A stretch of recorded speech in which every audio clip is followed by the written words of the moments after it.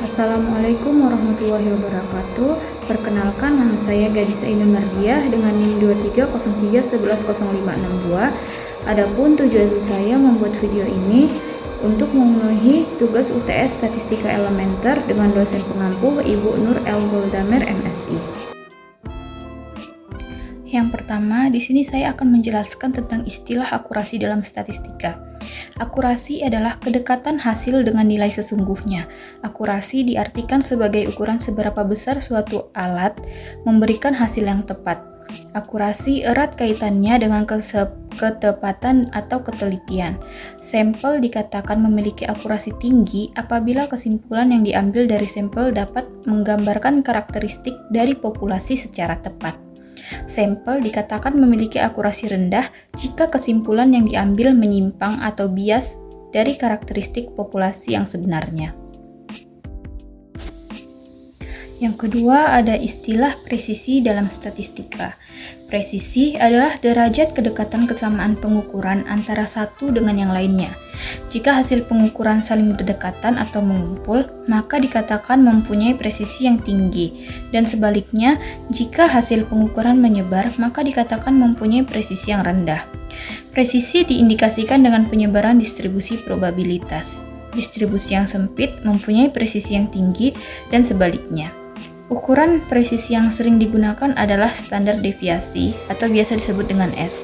Presisi tinggi, nilai standar deviasinya kecil, dan sebaliknya jika presisinya rendah, maka standar deviasinya besar.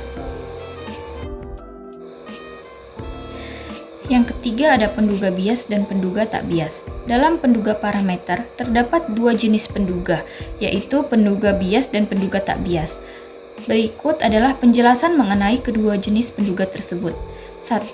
Penduga bias. Penduga bias adalah penduga yang memiliki bias atau penyimpangan dari nilai parameter yang sebenarnya.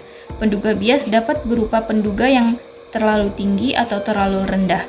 Penduga bias dapat dihitung dengan rumus bias sama dengan E dikurang penduga. Yang kedua ada penduga tak bias. Penduga tak bias adalah penduga yang tidak memiliki bias atau penyimpangan dari nilai parameter yang sebenarnya.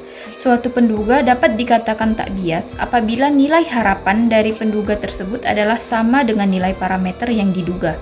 Penduga tak bias merupakan ciri-ciri penduga yang baik. 4. Bentuk penyajian data dengan menggunakan tabel.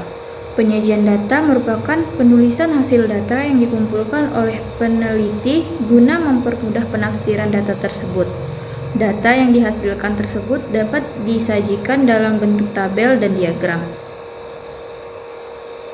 Tabel adalah penyajian data dalam bentuk kolom guna mempermudah pengklasifikasian data atau pengelompokan data. Data dalam tabel dapat berupa tabel numerik atau angka dan tabel tali atau turus. Berikut merupakan contoh bentuk umum dari tabel satu arah, di mana di situ disajikan data tinggi badan dengan jumlah siswa sebanyak 20. Yang kelima ada tabel distribusi frekuensi. Tabel distribusi frekuensi adalah alat penyajian data statistika yang berbentuk kolom dan baris yang di dalamnya terdapat susunan data yang telah dikelompokkan ke dalam kelas-kelas interval. Setiap baris atau butir dalam tabel menunjukkan frekuensi atau jumlah terjadinya nilai dalam kelompok atau interval tersebut. Tabel distribusi frekuensi dapat disajikan dalam beberapa bentuk, yaitu yang pertama ada tabel distribusi frekuensi tunggal. Tabel ini digunakan untuk menyajikan data tunggal yang telah dikelompokkan ke dalam kelas-kelas interval. Yang kedua ada tabel distribusi frekuensi ganda. Tabel ini digunakan untuk menyajikan data yang terdiri dari dua variabel atau lebih. Yang ketiga ada tabel distribusi frekuensi kumulatif. Tabel ini menunjukkan jumlah frekuensi yang kurang dari atau sama dengan batas kelas tertentu. Tabel distribusi frekuensi relatif kumulatif adalah tabel yang menunjukkan proporsi frekuensi kumulatif dalam bentuk persentase atau desimal. Tabel distribusi frekuensi digunakan untuk memudahkan analisis data dan memperlihatkan pola-pola yang terdapat dalam data. Dalam tabel distribusi frekuensi, data yang terkumpul diurutkan terlebih dahulu menurut besarnya dalam urutan naik atau turun. Kemudian, data dikelompokkan ke dalam kelas-kelas interval dan dihitung frekuensi masing-masing kelas.